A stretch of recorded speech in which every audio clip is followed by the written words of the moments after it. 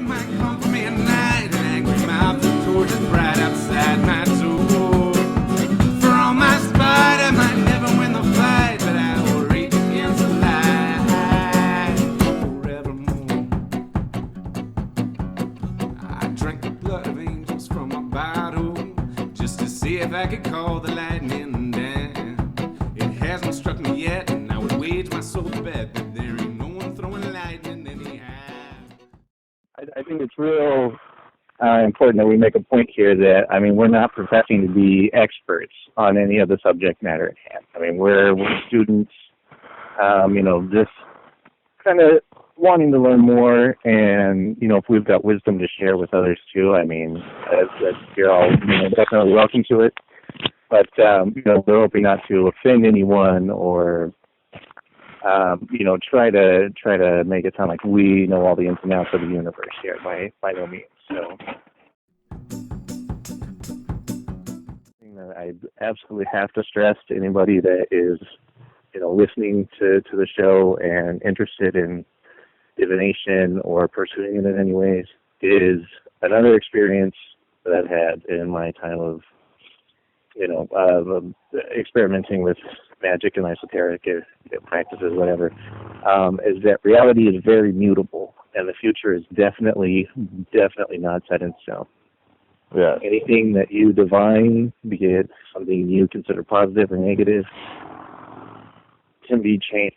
Like, it's not, don't think that because you saw something in the cards or that the I Ching told you something or that, the runes came up this way or whatever it is, that you're stuck with that.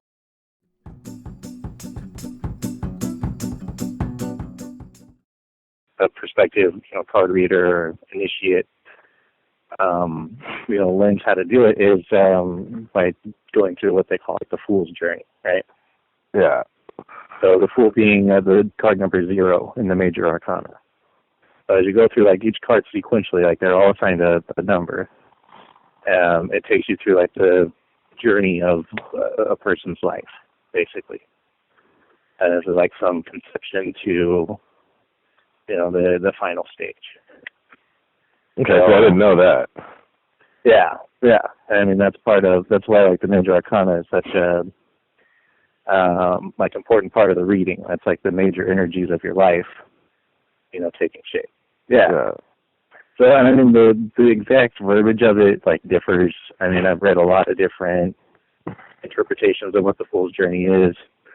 The one that, I have my own, take on it based on kind of a conglomeration, just like everything, I think, with any esoteric study. You take what, fits for you and kind of discard the rest. But,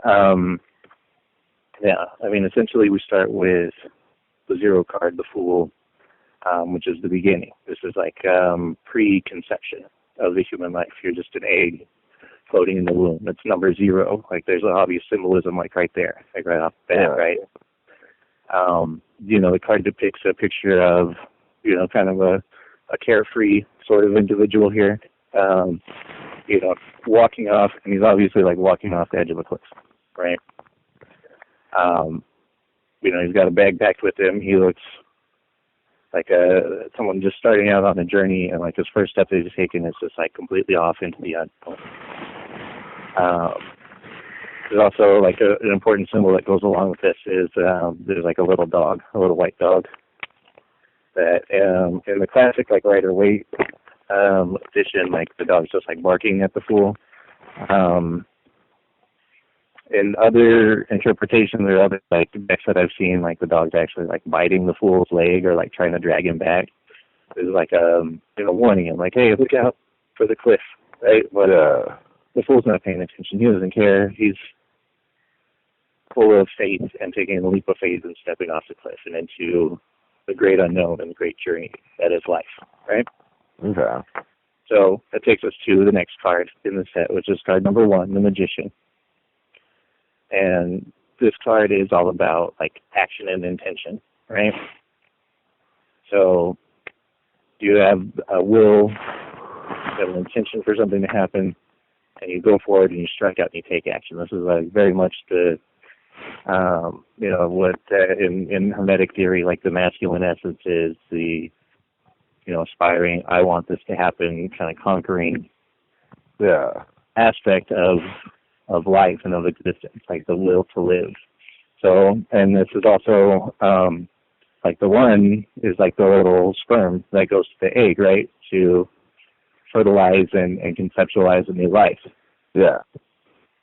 So that's action. So we have like pure potential, and we have an intention to bring that to life and create something new.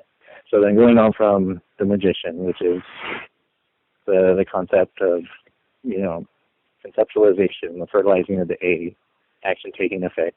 Go to the next card, which is the High Priestess, number 2, which represents initiation, like in a big part. Like that's maybe the major keyword of the card number 2 there. The process of growing, like this would be coming through the birth canal and actually like being born, like that kind of inward journey that brings you to the next level of your existence. Which on our fool's journey here, we're now being born, which takes us to card number 3, which is the Empress, right? And this card represents like motherhood and the energies that go along with that. Abundance, fertility, nurturing, but also like the negative aspects too of motherhood. Like some mothers are like, jealous of their children or can be manipulative to them. Yeah. By the same time, like, the cards hold meaning like that. So, I mean, like now we've got 4 cards in and you can kind of see like the progression.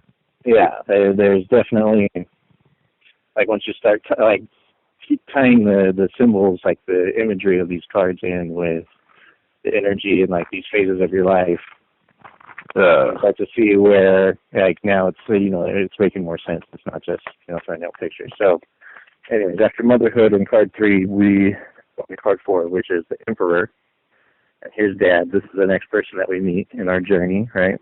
Yeah. The person that teaches us, that there's rules, here's what's right, here's what's wrong. This is what someone's expected to do.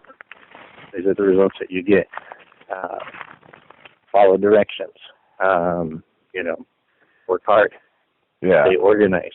Keep on top of shit. All of those daddy lessons that, hopefully, most of us, or unfortunately only some of us anyways, have some person in their life that represented that kind of central authority figure that prepares you for the next phase. Yeah. I believe we're on card 5 now, the Hierophant. So Hierophant, or this card is also sometimes known as like the Pope or the High Priest, represents society and organizations. So this is like all of the organizations that a person interacts with in their life. Like this is the Boy Scouts, and this is the church, and this is school, and this is the company that you work for. Okay. And this is But I mean, it also like on some level too can represent like an organization like of close friends, like a big group of friends. Okay. Kind of, I mean, it usually tends towards more like officiated types of like established organizations, but essentially this is our society and finding our place in it.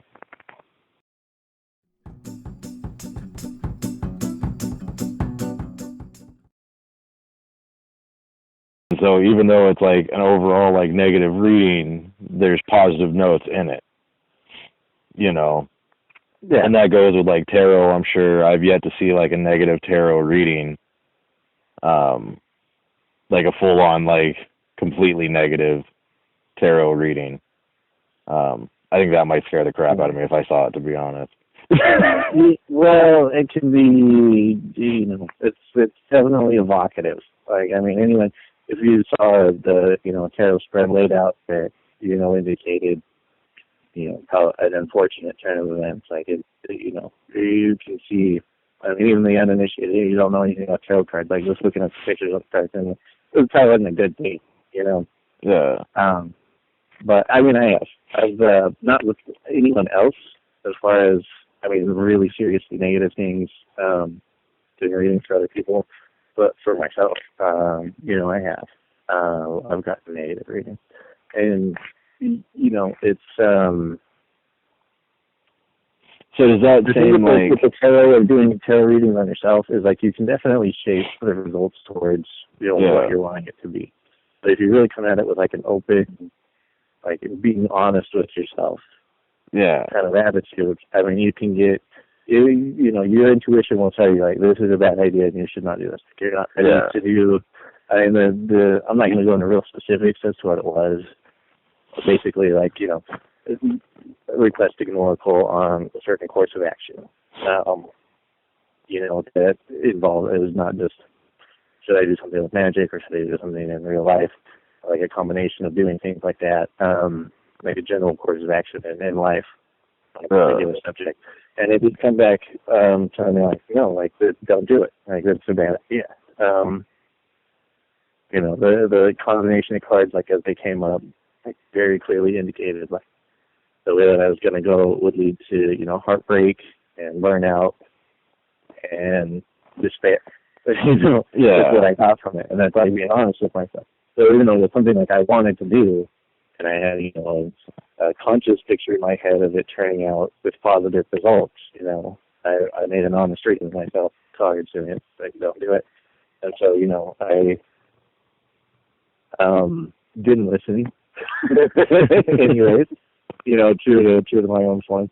And yeah, they definitely started like going that way, and I like, you know, kind of pulled back from, all right, you know what, next time, you know, I'm gonna listen to myself a little bit better. I'm gonna listen to myself.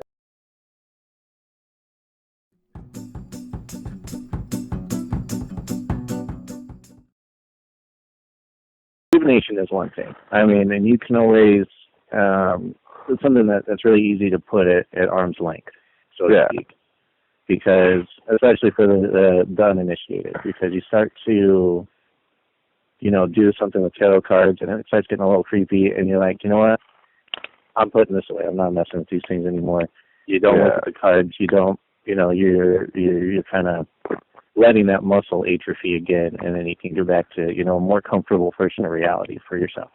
Yeah. You know, and that's, I mean, something which I always thought was really interesting and kind of helped to direct my path towards, you know, chaos magic initially, with one of the, or, you know, a couple of different articles and things that I've read from individuals where, you know, things start to get too creepy with it.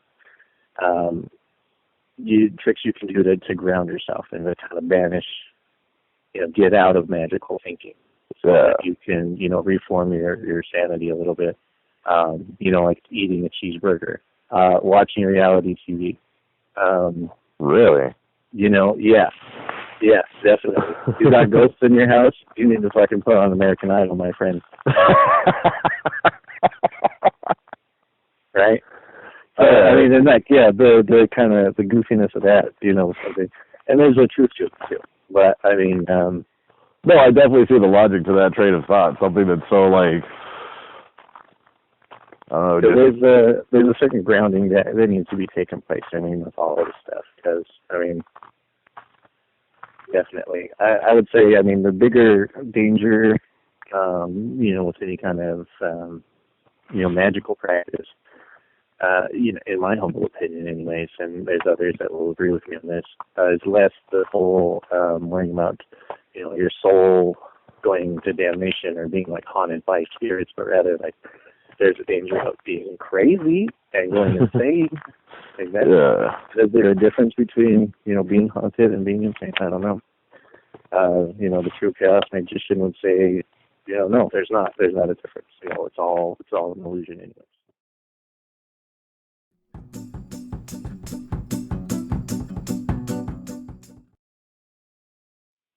All right, everybody. I hope you enjoyed this little teaser trailer of the show that we have planned.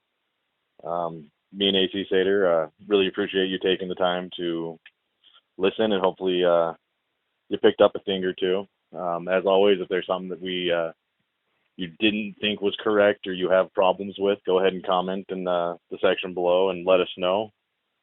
We're all about learning here, and if you have more information for us, we'd love to hear it. Definitely. By all means, we're all students of the mind here. So, any wisdom you can impart on us, we will definitely appreciate.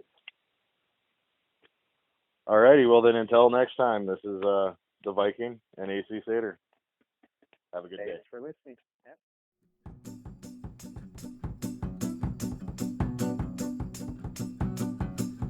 Oh, I can't make my mood match the weather. I can't make the weather do what I want. So I resign myself to pride that blew the sun out of the sky. And I will live my days in darkness till I die. I've tried to be good, I was a failure. So I took to taking all the good men down. It wasn't hard to do, I just huffed and puffed and blew until all the juice shoes scattered underground.